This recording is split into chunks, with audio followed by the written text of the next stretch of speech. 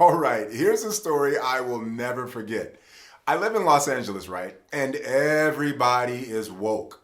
So I'm at a pre-screening for a film that's about to come out. And after the film, I'm mingling with the other people there when the obligatory question comes up. So what do you do? Now, I love what I do, so I excitedly told the person I practice assisted reproductive technology law. And I'm expecting to hear her say, like most people, what is that? Instead, she says in her most woke demeanor, how are assisted reproductive technologies helpful to humans? I had two choices. One, climb onto my 100-foot soapbox, or two, pretend I was getting a phone call. Fortunately for her, I chose number two.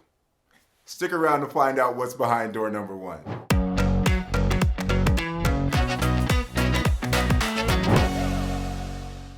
What's up? I'm Corlendos Scott, an assisted reproductive technologies attorney in Los Angeles, and that simply means that my practice revolves around helping people grow their families through things like surrogacy, egg donation, sperm donation, and embryo donation. In today's episode, we're going to talk about what makes ART, or assisted reproductive technologies, important to humans, the three crucial roles of ART, and what makes ART, or ART, indispensable. Let's do it. Now that I think about it, how are assisted reproductive technologies helpful to humans? It wasn't such a really bad question. And it's not really a trick question either. And I should have given her question more respect. Because believe it or not, ART, or art as we know it, didn't necessarily begin with humans. Who'd have thunk it? Well, during the early days of preclinical research, medically assisted reproduction was made possible thanks to some of our friendly four-legged friends. The first embryo transplantation was reportedly done sometime in 1890 when a Cambridge University professor reported the first known case of embryo transplant in rabbits. Yeah.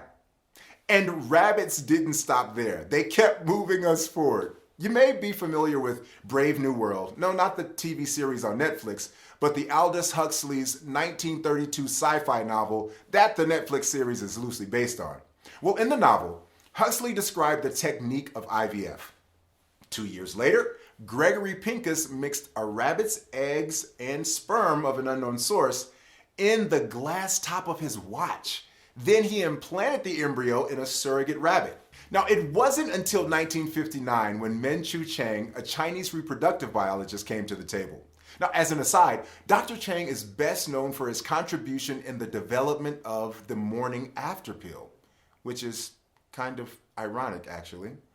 Anyway, Dr. Chang is a reproductive OG. His studies actually led to the first test tube baby. Now, during his study, he achieved the first live births resulting from IVF in a white rabbit surrogate by using embryos created from gametes from black rabbits. Rabbits to the rescue yet again. Now, the last thing I need is PETA boycotting my channel, so I'm not saying that I approve of using animals as test subjects. I'm just reporting what happened and giving a little shout out to our animal friends who've made it possible for us humans to treat infertility. Now, let me move on before Bugs Bunny gives this video a thumbs down. So what are the crucial roles of ART, or ART? Well, first, it treats infertility, duh. But I'm no medical expert, so I won't pretend to teach you about the intricacies of the medical processes of ART. Instead, I'll just say this. 1, it helps patients who are unable to conceive on their own due to medical conditions. For instance, menopausal age women who biologically already have a relatively small chance, if none at all, of getting pregnant. And let's not forget the risks and other complications a late in age pregnancy, or geriatric pregnancy as it's sometimes called, may have on the unborn child. But with ART, menopausal age women can still experience motherhood, either directly or indirectly by having a surrogate carry the baby to term.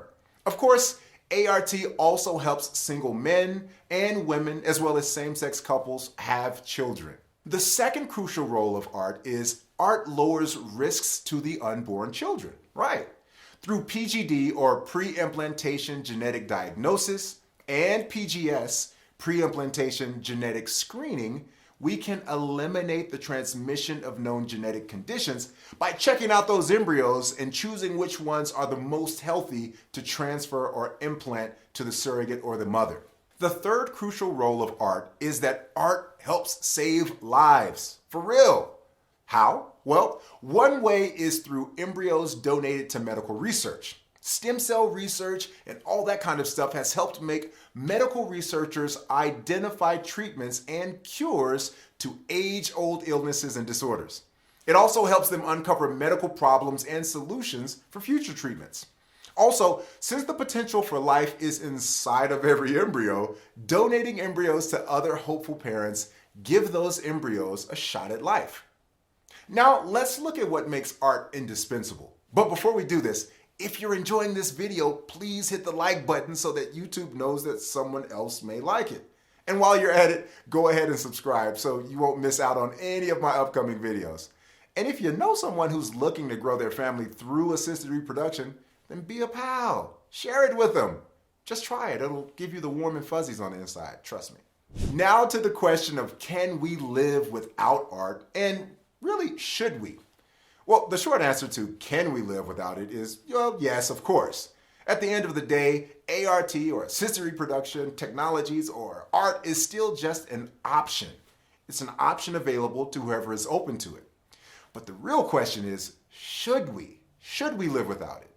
Well, for the millions of people who have been able to grow their families through assisted reproductive technologies, and the hundreds of thousands of people who are on the planet breathing thanks to ART, they'll probably say that we should not live life without ART.